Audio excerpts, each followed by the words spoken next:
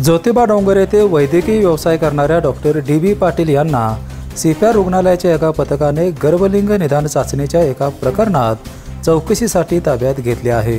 तर जिल्हा परिषदेच्या आरोग्य विभागाला त्यांचा दवाखाना बंद करण्याचे आदेश दिले आहेत।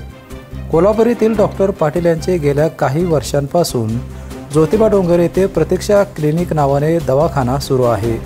कोल्हापूर येथे 1.5 महिन्यापूर्वीच त्याने फुलेवाडी येथील 3ऱ्या बस स्टॉपजवळ प्रतीक्षा क्लिनिक सुरू केले होते। या क्लिनिकमध्ये अवैध गर्भलिंग निदान होत असल्याची माहिती आरोग्य विभागाला मिळाली होती। त्यानुसार खात्री करून पथकाने गुरुवारी सकाळी प्रतीक्षा क्लिनिकमध्ये छापा टाकला। यावेळी क्लिनिकमध्ये काही संशयास्पद औषधे सापडल्याची माहिती पथकातील वैद्यकीय अधिकाऱ्यांनी दिली आहे।